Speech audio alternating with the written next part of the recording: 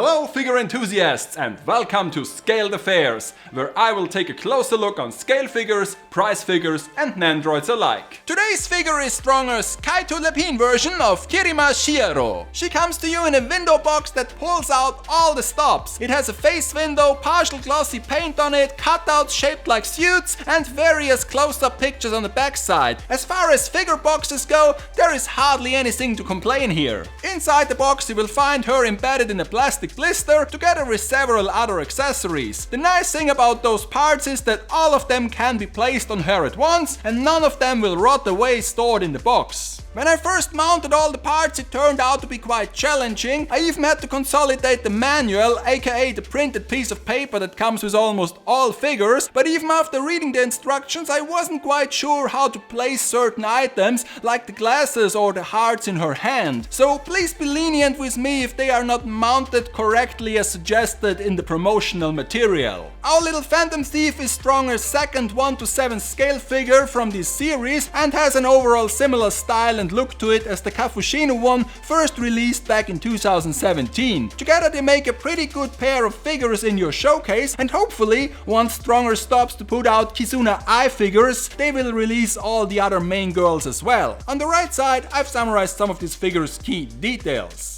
As you might already guess, based on her designer and manufacturer, this figure is very well sculpted and the paint job has a vast amount of different finishes and styles to it. Take for example her stockings. Not only have they perfectly thin lines on them, they also shimmer in a very interesting way. Together with her brown shoes and the flat colored 2-layered skirt, her lower parts receive the same amount of love as her upper body does. A circumstance you can't always take for granted when it comes to figures. Two of the most interesting details on her have to be the bow tie with the tiny crest in the center and the floating crown, also with a little bunny on it. But of course Syaro has tons of additional details to gush over, like her hair ribbons, the laces on her gloves or the buttons on her top that look a bit like shuriken. In her left hand she is presenting a very fragile semi-translucent shape of 3 hearts, and in her right hand she can hold her mask/glasses. The glasses are fine, but I could live without the hearts. It looks kind of tacked on, and for once I wish they included a second left hand without the pack holes for it. Speaking of tacked on, in my opinion most of her accessories are presented in such a way. I mean, Wild Geese and Anko are really cute and highly detailed for just 2 mascots accompanying an already convincing figure, but those 2 other gold metal plates, one on her left foot and one directly attached to the base, are just a bit too much for my taste. Same goes for the golden pitcher behind her that is also fairly detailed, but what's the point of it when you hide it behind the figure? If you don't believe me that those accessories barely add any flavor, I just removed all of them and most people wouldn't even notice it or see it as an incomplete figure. Syaro's facial expression is absolutely lovely. Her eyes are gorgeous with lots of fine details, and for a character with only shoulder long hairs, they managed to still give them a floaty look, but of course it helps that her cape acts like an extension to her hair. I also very much like the color combination of brown, yellow and dark pink surrounding her head. The strands of her hair are not the most perfect I've ever seen, but still on a very high level. The only thing I was utterly disappointed with this figure is her base, more precisely the print on it. When I took the base out of the box I was shocked. It was already pretty scratched and the print has an almost bootleg quality to it. I couldn't believe that such a good looking figure has such an ugly printed base. The flat design is alright and it does a good job of holding the figure in place, but I just can't get over it how imperfect the finish looks. And it's even more baffling when you take a look at Shino's base and realize that her print is so much better. Luckily with all the stuff mounted to her, you won't see much of the base once Syaro is completely installed and sitting on your shelf. In conclusion, Stronger's second Gochusa figure is a very fine piece of PVC and definitely a highlight in any collection. And for a base price of under 15,000 yen, it is, or better was, a pretty good deal. Her pose is very dynamic and the 2 rabbit mascots are also adorable. Like I said in the beginning, I really hope they will release Rise, Coco and Chia in this themed style as well. Next time I will torture my fine motor skills when I'm trying to show you all the bits and pieces of one of those Good Smile Nendo dolls. Until then, take care and keep collecting those gorgeous figures.